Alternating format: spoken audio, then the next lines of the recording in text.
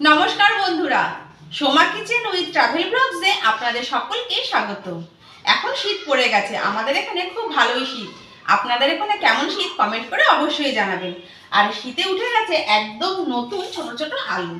এই দেখুন, ছোট ছোট আলুগুলো আমি এইভাবে কেটে নিয়েছি গোল গোল, আর এরকম থিকনেস দিয়ে ছোট ছোট আলু কেটে নিয়েছি। এই আলু দিয়েই আমি আপনাদের করে দেখাবো আলুর কাটলি।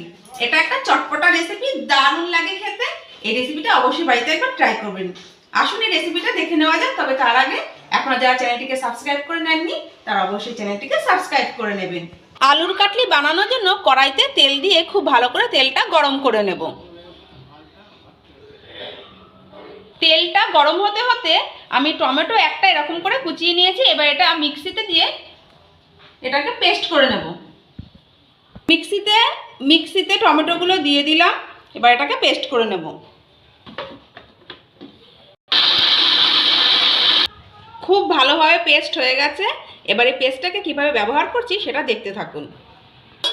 টমেটো পেস্ট করে আস্তে আস্তে তেলটা খুব ভালোভাবে গরম হয়ে গেছে। এবার এই তেলের মধ্যে পিস করে রাখা আলুগুলো ভেজে নেব।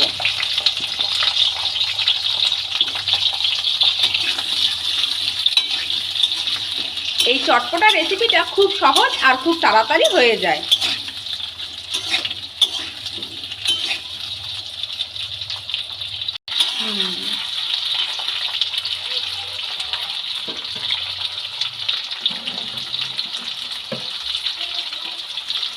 সামান্য নুন দিয়ে দিলাম, আর তার সঙ্গে দিয়ে দেবো খুব সামান্য পরিমাণে হলুদ।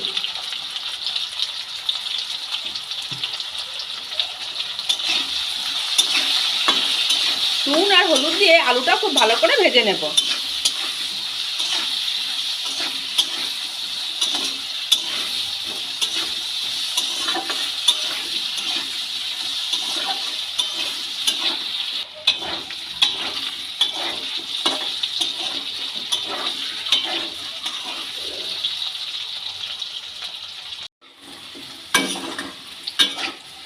দেখুন, সব আলুগুলো খুব ভালো করে ভাজা হয়ে গেছে। এটা বলবো না, পুরো আলুটা খুব ভালো করে আমি ভেজে নেব না।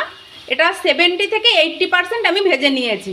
এই দেখুন, আলুর মধ্যে এরকম করে কি করে বুঝবেন, এই দেখুন, এই যে ঢুকছে একটু শক্ত শক্ত আছে, এরকম অবস্থায় আমি নামিয়ে নেব।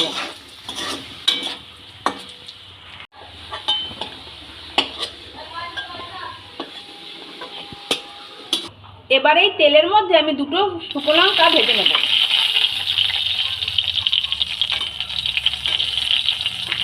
গোটা শুকনো লঙ্কা দেবেন না, তাহলে ফট করে ফেটে উঠবে। একটু এরকম করে চিড়ে দেবেন।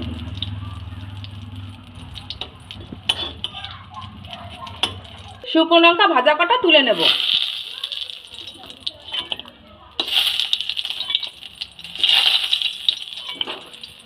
এবার ওই তেলের মধ্যেই আমি কটা জিরে ফোড়ন দিয়ে দিলাম।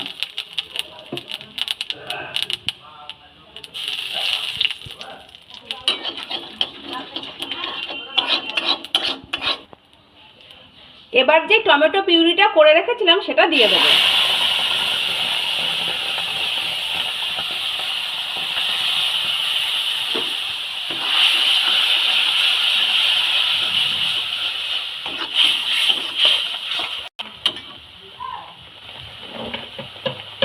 এই টমেটোর মধ্যে খুব সামান্য একটু লবণ দিয়ে দিলাম।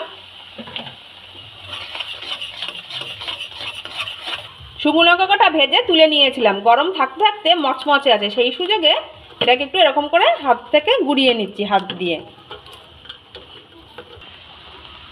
এবার এই কড়াইয়ের মধ্যে কটা কাঁচা লঙ্কা এভাবে কুচিয়ে রেখেছিলাম, সেই কাঁচা লঙ্কা কুচি দিয়ে দিলাম।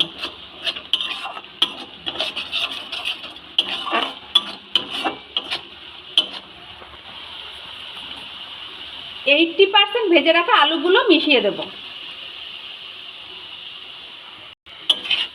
খুব ভালো করে এবার মিক্স করে নেব।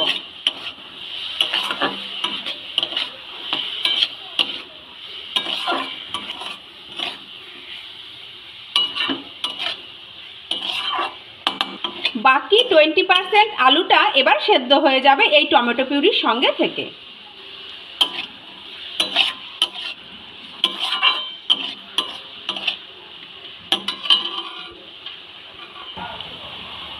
শুকনো লঙ্কাটা রোস্ট করে রেখেছিলাম, সেই শুকনো লঙ্কাটা দিয়ে দিলাম।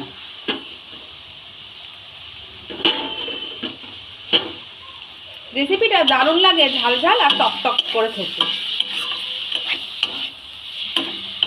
এবার মিনিট 5 জন্য একটু ঢাকা দিয়ে রেখে দেব। ফিরে আসলাম 3-4 মিনিট পর। এবার ঢাকাটা খুলে দেখছি কেমন হয়েছে। আলুর কাটলি একদম পারফেক্টভাবে রেডি হয়ে গেছে। খুব সহজ আর খুব ইজি, কম সময়ে আলুর কাটলি আপনারা এইভাবে তৈরি করে নিতে পারবেন। দেখতে দেখুন কত সুন্দর হয়েছে। এবার এটাকে আমি নামিয়ে নেব।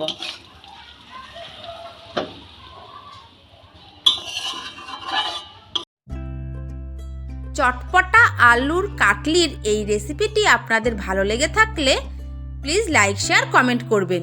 যদি চ্যানেলে নতুন হয়ে থাকেন অবশ্যই চ্যানেলটিকে সাবস্ক্রাইব করে পাশে থাকা বেল আইকনটি প্রেস করে দেবেন।